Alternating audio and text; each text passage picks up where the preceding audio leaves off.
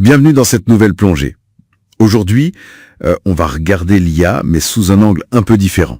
Pas juste la magie, mais plutôt les langages qui la font tourner. C'est tout un écosystème en fait. Oui, c'est ça. Notre mission, si on peut dire, c'est d'explorer un peu ces langages clés. Les stars, comme les plus spécialisés, pour mieux saisir comment l'IA fonctionne vraiment. On va parler code évidemment, mais aussi de données et même de comment l'IA, elle apprend notre propre langue. Et dès le départ, en fait, on est face à un dilemme constant en IA.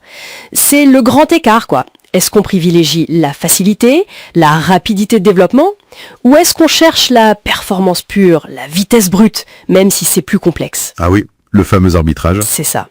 Et ce choix, il a un impact sur tout le projet, du début à la fin. Absolument.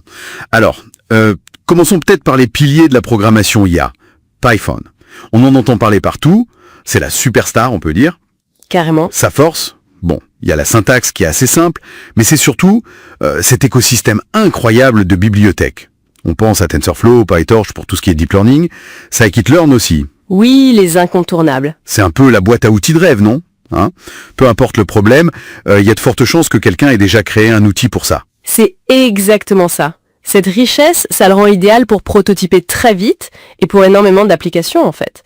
Mais dès que la performance devient vraiment critique, que chaque milliseconde compte... Comme les voitures autonomes, ce genre de choses. Voilà, ou les systèmes financiers à haute fréquence par exemple, là c'est C++ qui entre en jeu. Il est moins facile d'accès, c'est vrai, mais pour la vitesse d'exécution pure, il reste imbattable. D'accord. Et d'ailleurs, petit détail intéressant, beaucoup de ces bibliothèques Python dont on parlait, pour les calculs vraiment lourds, elles utilisent du C++ en arrière-plan. Ah, c'est intéressant ça. Donc même en codant en Python, on peut bénéficier de cette puissance cachée du C++. Mais ce gain de vitesse avec C++, est-ce que ça ne coûte pas trop cher en complexité justement? Pour le développement, pour les équipes peut-être? Si, c'est tout l'enjeu de cet arbitrage dont on parlait au début.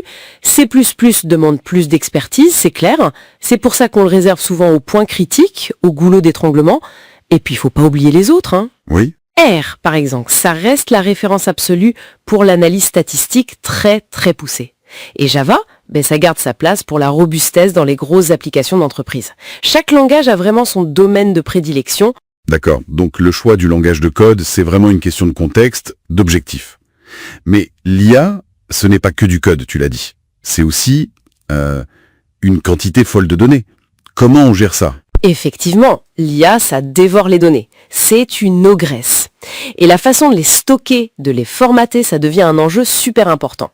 Par exemple, pour partager les modèles d'IA qui sont souvent énormes et open source. Oui, ça doit être un casse-tête. Exactement. Des formats comme GGUF ou Safe Tensors sont apparus. L'idée, c'est de rendre ce partage plus efficace, plus léger et aussi plus sûr, moins de dépendances compliquées. Et pour les données brutes, les datasets eux-mêmes, on entend parfois parler de parquet, par exemple. C'est quoi la différence avec un bon vieux fichier CSV? Ah, la différence est énorme quand on parle de très gros volumes. Un CSV, c'est simple. Mais dès qu'on a des milliards de lignes, c'est lent à lire, à analyser. Parquet, c'est un format dit colonnaire. Il est optimisé pour les requêtes analytiques massives qu'on fait tout le temps en machine learning. D'accord, plus performant. Beaucoup plus. Et puis, il y a le choix de la base de données, bien sûr. Le SQL traditionnel, structuré, très fiable, et à côté les bases NoSQL, comme MongoDB, qui sont beaucoup plus flexibles pour gérer le déluge de données très variées, texte, images, logs, tout ce qu'on jette à l'IA. Cette souplesse est souvent essentielle. Très clair. Alors, on a vu le code, on a vu les données. Reste cette dimension fascinante. Comment l'IA fait pour comprendre et même pour parler notre langue? Le fameux NLP, le traitement du langage naturel. Exactement. Et là-dedans, il y a en gros deux grands défis. D'un côté, le NLU, Natural Language Understanding. Là, la machine essaye de comprendre le sens, l'intention derrière ce qu'on dit. C'est vital pour les assistants vocaux, l'analyse de sentiments. Comprendre ce qu'on veut dire. Voilà. Et de l'autre côté, il y a le NLG, Natural Language Generation. Là, le but, c'est de générer du texte qui a l'air naturel, humain, comme les chatbots type ChatGPT ou la génération de résumés automatiques. C'est vrai que ces technologies sont absolument partout maintenant, la traduction, le service client. Et ça continue d'évoluer. On voit par exemple JavaScript avec TensorFlow.js qui amène l'IA directement dans le navigateur web. Ça démocratise l'accès et ça permet ce qu'on appelle l'IA en périphérie, l'Edge AI.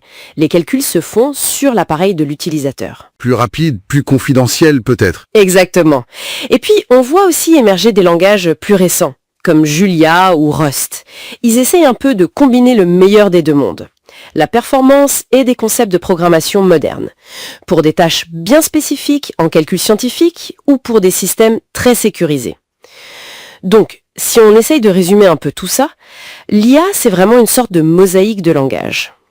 Python domine, c'est clair, grâce à son écosystème, mais C++ reste crucial pour la vitesse, R pour les stats, Java pour l'entreprise, JavaScript qui arrive dans le navigateur. Voilà. Sans oublier tous les langages spécifiques aux données, au NLP.